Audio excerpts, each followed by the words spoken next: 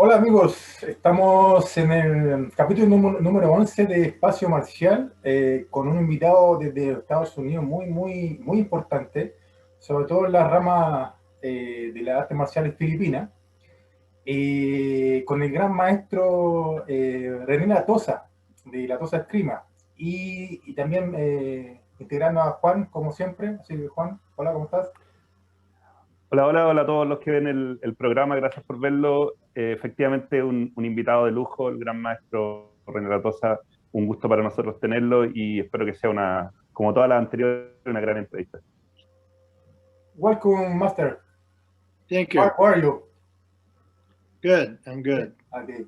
Okay, la primera pregunta que quería hacerle yo es que, bueno, no sé si lo traduces con los nombres o solamente le dices Juan la influencia que tuvieron estos maestros. Él tuvo la suerte de entrenar con maestros de gran talla como Ángel Cabale, Max Sarmiento, Leo Girón, Dentoy Revilar, que lo recuerdo. ¿Qué marcó para él entrenar con esos maestros? Okay, his first question is, you were very lucky to train with great masters. Uh, uh, I don't remember all the names he said. Si quieres, le repites tú los nombres ahora. Yeah, I remember. But how was the experience for you to learn from them? Sí, yeah. Okay, it was good. Okay.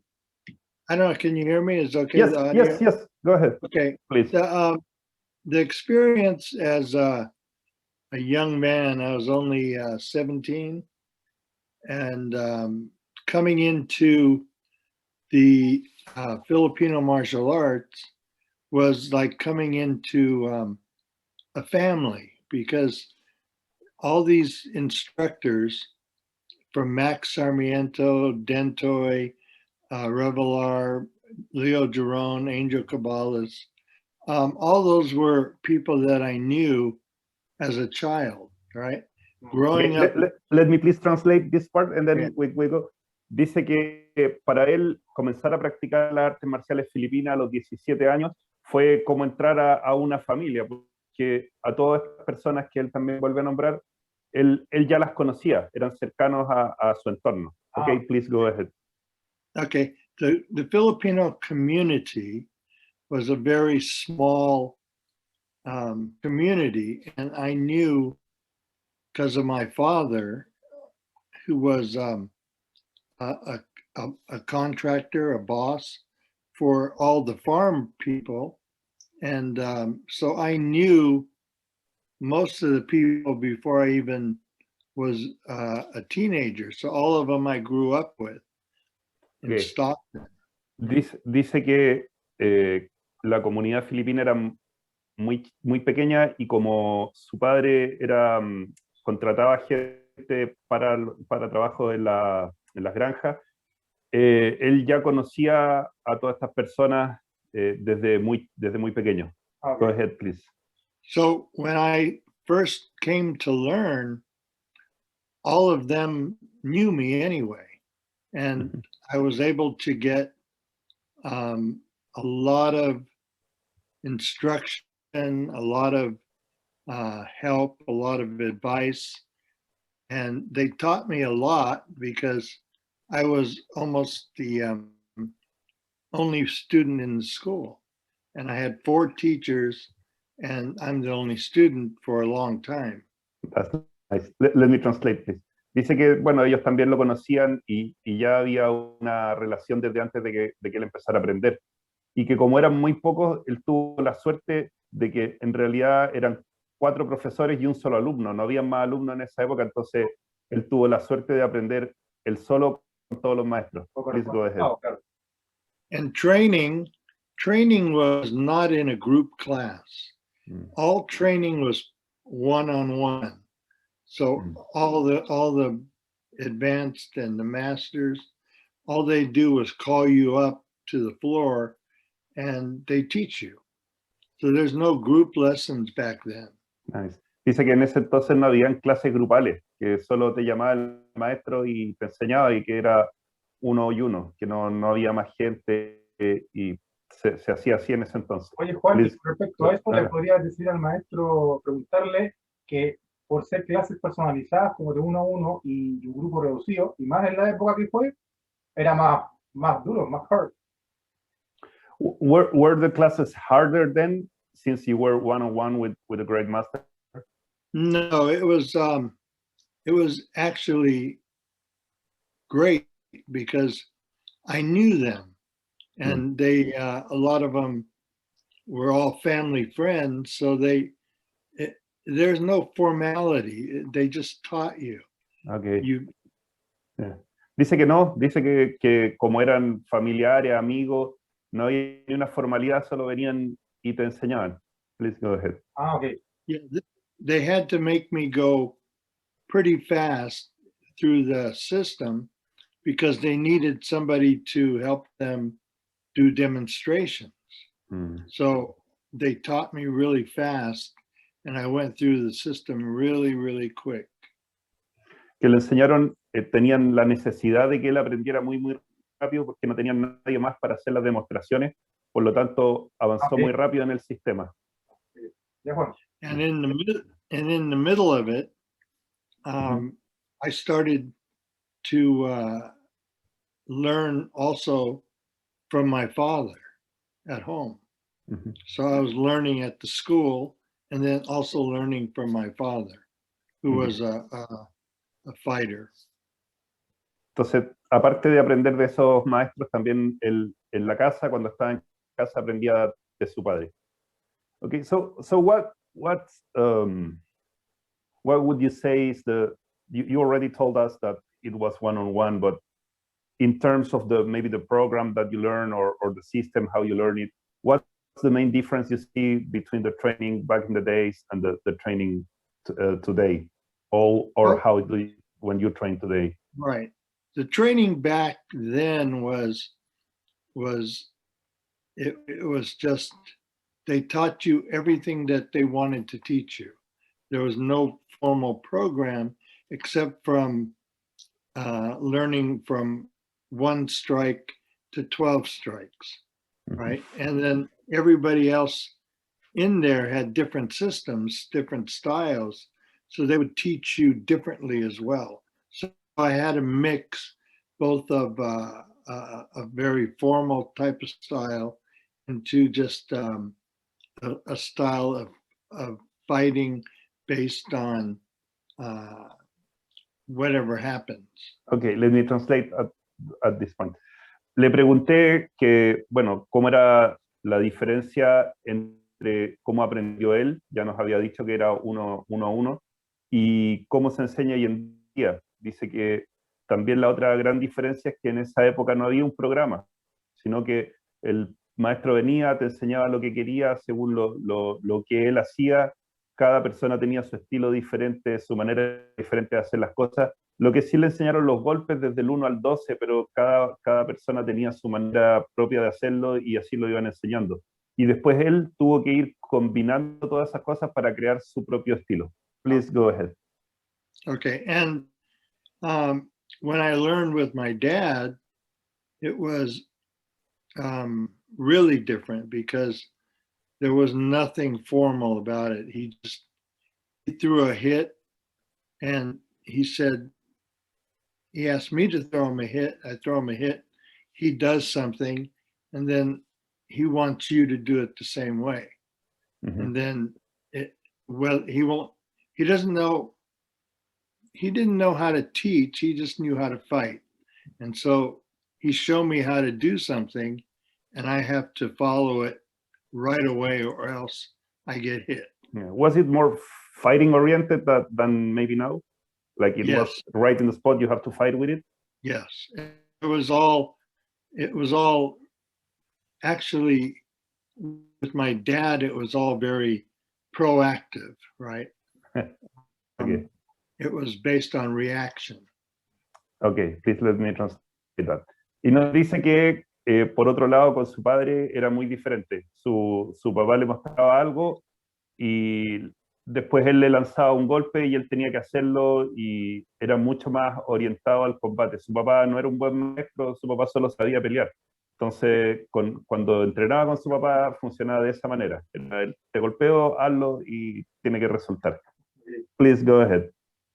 Yes, and so training with different types of methods left me with a very open system.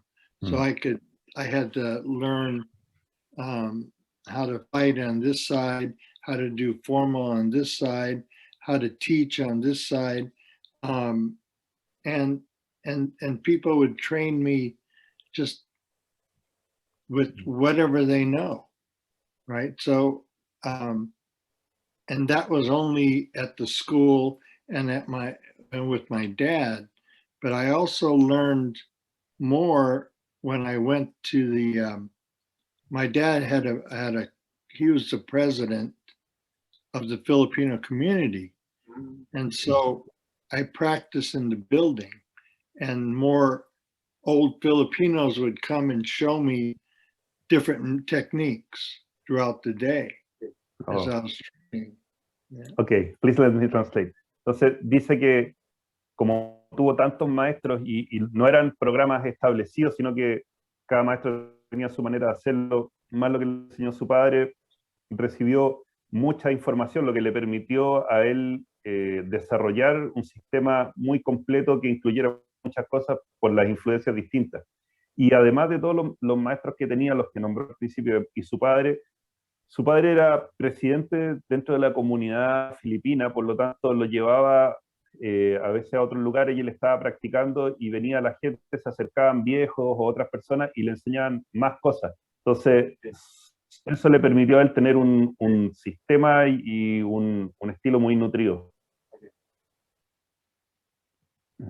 La otra pregunta que quería hacerle al gran maestro René era si él está haciendo clases online a través de las plataformas o igual sigue con las clases normales.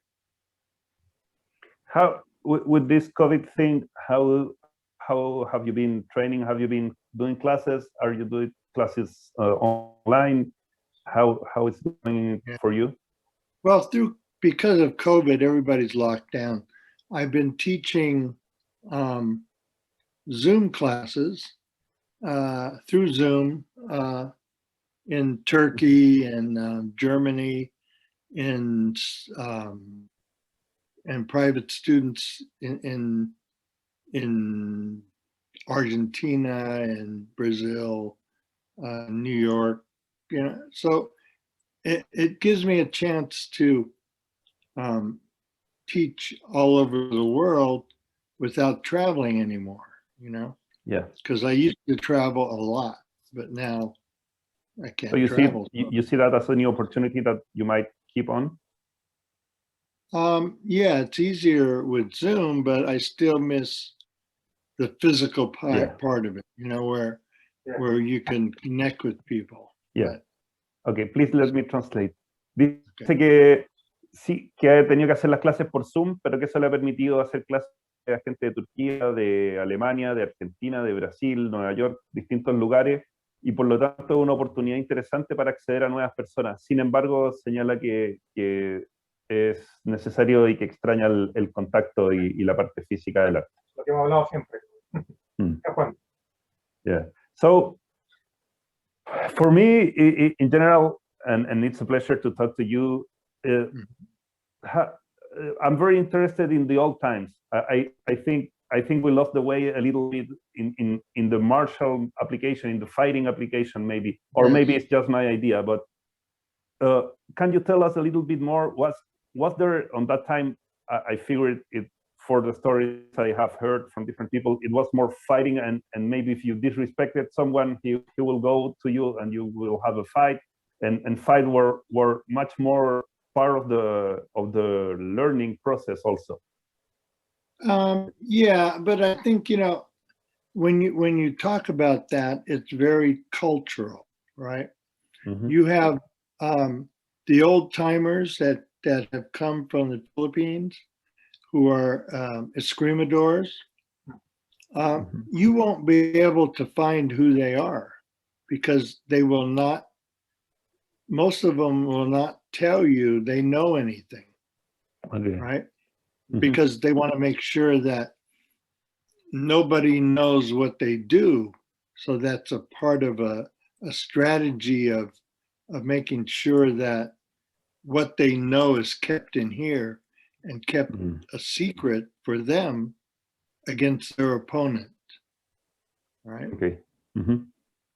So there's not a lot of public display of fighting Mhm. amongst the old timers, right? Yeah. They all kept secrets, Mhm. and uh, the fighting is probably more from the newer generation, not the older generation.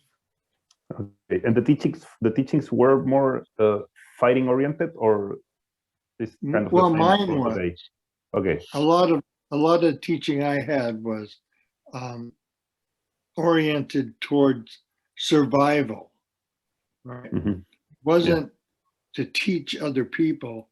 It was always to survive, and Yeah. that's a big difference, you know. Um, you can show somebody how to do a technique, how to do a movement, but when you're trying to survive, it's there's no rules, there's no compassion. It's always intent, right? You Yeah. intend to win, and Yeah. that's the only thing. You Okay. win. Please let me translate that. That's a Yep. great point. Le pregunté cómo eran los viejos tiempos. Uno siempre tiene un poco la noción de que era mucho más orientado al combate y que se peleaba mucho más. Y lo que me contesta es que los más antiguos, los que recién venían llegando desde Filipinas, ellos por lo general no peleaban, trataban de mantener escondido lo que hacían para que siguiera siendo un secreto y en caso de necesitarlo realmente que las otras personas no supieran que ellos sabían algo. Que la parte de pelear un poco más fue de la segunda generación, los que vinieron después lo hacían de manera más abierta. Pero que en cuanto al aprendizaje, sí, el aprendizaje siempre fue muy orientado al combate y a la sobrevivencia. Y ahí él señala que una gran diferencia con hoy en día, él no aprendía para después enseñar, no aprendía como un sistema para ir enseñándolo, sino que él estaba aprendiendo a sobrevivir, a pelear, a combatir, y que la intención era esa, la intención de ganar, que no había tampoco compasión ni ningún miramiento en ese sentido una vez que se entraba en un combate. Pero que los más antiguos no peleaban a cada rato y no andaban tampoco diciendo que lo hacían ni mostrando nada. Something else that you want to add on that point? That you know, the whole idea was, and my dad always told me, never show what you know. Mm. You know, but I had a hard time because I was a teacher. So if I'm teaching, I have to show, you know, but he said, never show what you do, because you may need that, because you don't know who you're, you know, the smart thing was you never know your enemy.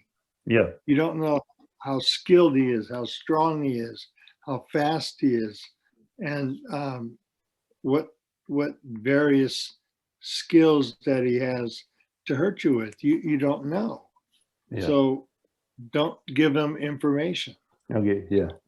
Dice que su padre siempre le decía que no mostrara nada, que no dejara ver las capacidades que tenía, pero que para él era muy difícil porque él también a su vez estaba enseñando, entonces era difícil como mantener un poco, no mostrar lo que hacía, pero a la vez enseñar. Pero dice que era muy común en la cultura no mostrar nada porque tú no sabes quién es tu oponente, entonces tampoco quieres que nadie sepa qué tan bueno, qué tan fuerte, qué tan rápido, o cuáles son tus capacidades. La idea es que nadie supiera lo que tú hacías para que en el caso de un combate no perdiera esa ventaja de que el rival supiera quién eras tú.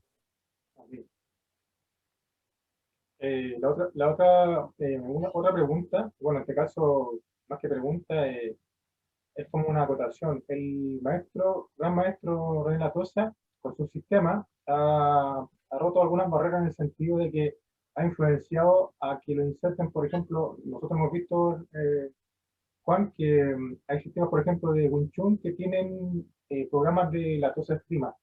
Dile ¿qué le parece a él que inserten su sistema también en conjunto con otros artes marciales? Mm. His question is that your system, Latosa Escrima, has broke many barriers and it has grown very widely around the world, and even has been inserted in different other martial arts, like, for example, Wing Chun. Some lineage of Wing Chun, they have a parallel program of Latosa Escrima. How is for you that it has grown so much and go everywhere? Well, it's for me, all I'm doing, all I've always done is try to spread the Filipino culture. And that's all. And if people who have never ever heard of the Philippines before, and now they put it into various organizations out the world, that means that I was pretty successful in sharing my culture, right? Yeah. Being proud of my heritage. Yeah. So that's what I do. Okay. Dice que él lo único que ha intentado siempre es poder promover la cultura de las Filipinas, y que la gente que no conocía las Filipinas, al conocer Escrima, se interesa y se informa. Y que el hecho de que su estilo haya llegado a muchos lugares muestra que ha sido exitoso en su propósito de promocionar la cultura filipina. Y que lo que él ha intentado es entregar esa herencia cultural y ese orgullo por sus raíces y rescatar lo que a él se le enseñó. Okay. Okay. Yeah. Well. So, in that term, how do you see today the Escrima community, or it has maybe getting a little out of hands of the Yeah. of the cultural Filipino circle? Maybe it has spread everywhere. So how do you feel about Escrima today? Is too much out of hand, or has it lost the heritage, the cultural? How do you feel about that? I mean, every time that even people who have no expertise in the Filipino arts, they spread the art as well, even though they may be not as good or just pretending. But there is what I see is that people have already exploited the Filipino arts, right? Everybody, if you look on YouTube, if you look on Facebook, there are so many people who call themselves grandmasters and masters, and it gets to be where there's more grandmasters and masters than students. Yeah. So that's where I think it goes crazy. Yeah. Please let me translate. Le pregunté cómo se sentía él, retomando un poco tu pregunta sobre el crecimiento de la esgrima en el mundo, y si tal vez había perdido un poco el contacto con la herencia cultural. Y dice, bueno, se rió un poquito cuando le estaba haciendo la pregunta, pero dice que claro, que hoy en día se ha explotado mucho el término del esgrima, el Kali, y que está lleno de gente que se hace llamar maestro, grandes maestros, y que en su opinión hay más maestros que alumnos. Entonces que ahí hay un poquito un problema. Sí. Anything else you want to add on that? Yeah, that anybody can call themselves a grandmaster. They can dress up in a nice uniform. They can do what they want, but the students are the ones they hurt. if they don't really know what they're doing, they're just trying to form their own credibility, and they've done probably nothing, but they just put a picture, a title, a certificate, and they think that that's all they need, or they can go to the Philippines, pay a lot of money, get a certificate, and now they're grandmasters. Yeah. When you were learning, do you have ranks or uniforms? You just learn, right? When we first learn, we just walk in. Yeah. There's no rank. There's the only one is the teacher, and that's why I don't like personally. I don't like titles. I like just to be a teacher. That's all I am. Nice. That's great. Yeah. Please let me translate. Bueno, dice que con respecto a lo mismo que venía diciendo antes, que hoy en día cualquiera se pone un traje, tiene un certificado, se pone un grado y empieza a hacer clases, y que va a Filipinas y paga una buena cantidad de dinero y ya tiene una representación y ya un maestro, pero que finalmente esa gente lo único que está haciendo hoy en día es perjudicar a sus propios alumnos. Y le pregunté como una pequeña también paréntesis dentro de la misma pregunta, si cuando él estaba aprendiendo habían grados o uniformes, y no había nada de eso. Tú ibas y aprendías nomás, y el profesor era el profesor porque era el que enseñaba, y no habían grados ni nada, y que por lo mismo a él le gusta solamente que lo reconozcan como profesor, porque eso es lo que es él, un profesor. Ok, dile que lo felicitamos por la humildad y por el concepto de enseñanza que tiene, por lo que hemos escuchado. Yeah, we really appreciate you being so humble, and the way you love your art. You can see that, and it's great. It's an honor for us. Yeah. Sí, ok. Oh. ¿Va a decir una pregunta? No, que siga hablando. You want to go ahead with it? You want to add something else? No, it's just that I live my culture, right?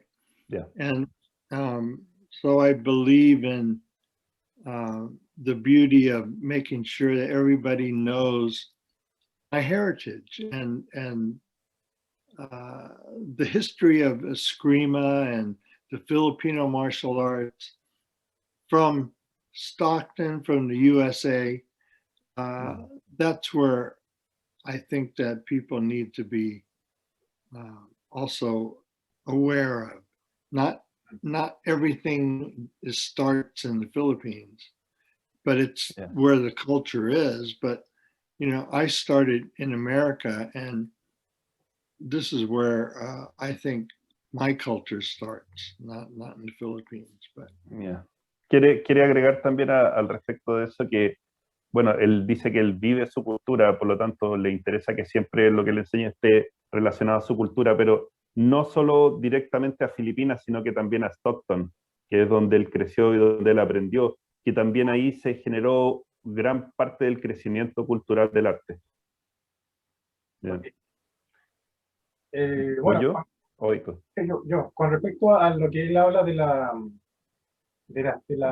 mantener las tradiciones, o en este caso la cultura, resaltar la cultura de la Filipina, él pregúntale si cree que en este tiempo, sobre todo los instructores más nuevos, olvidan esa parte de poder entrelazar, en este caso la cultura, con la enseñanza.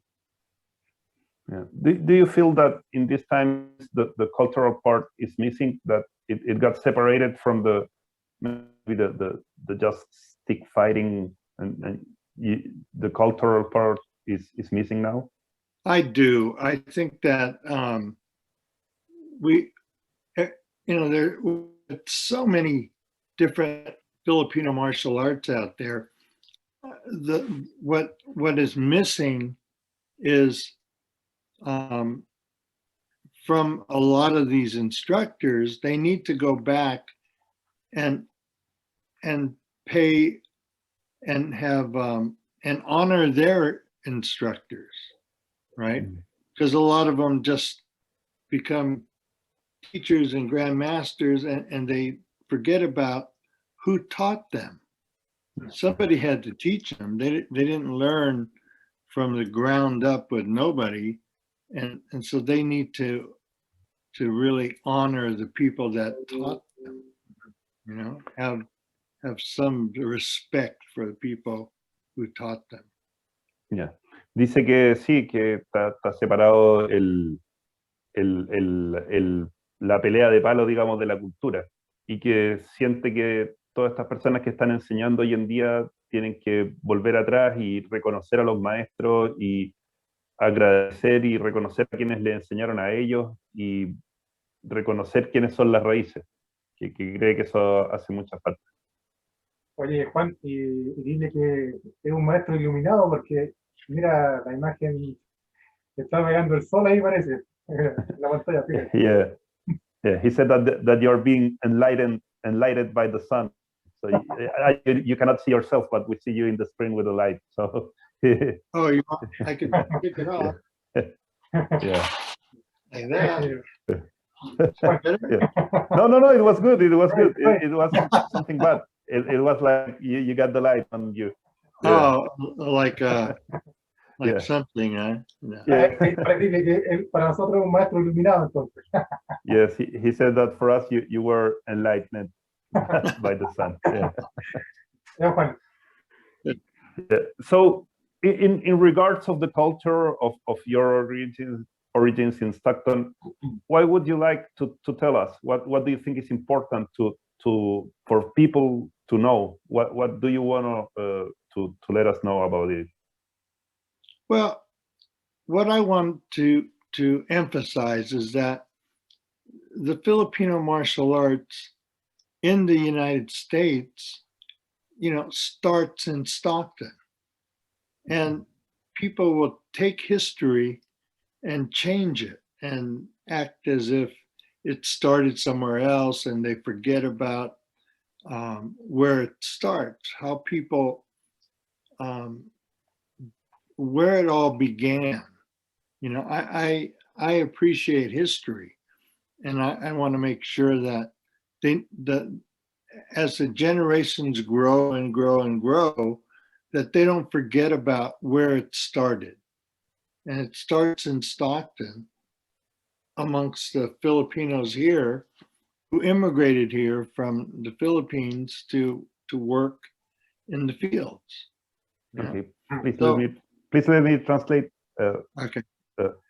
Dice, le pregunté yo que respecto a lo mismo, ¿qué le interesaba a él rescatar de la cultura? ¿Cuál es el mensaje que él quería dejarnos? Y lo que él está señalando en este momento es que le interesa que se sepa que las artes marciales filipinas de Estados Unidos partieron en Stockton. Ahí comenzaron y al parecer, según él, a muchos se le olvida y inventan otras historias, pero que las artes partieron en Stockton, y es importante que a medida que las artes marciales filipinas siguen creciendo, esa parte de la historia no se pierde, que la gente reconozca cuál es el origen. Please go ahead.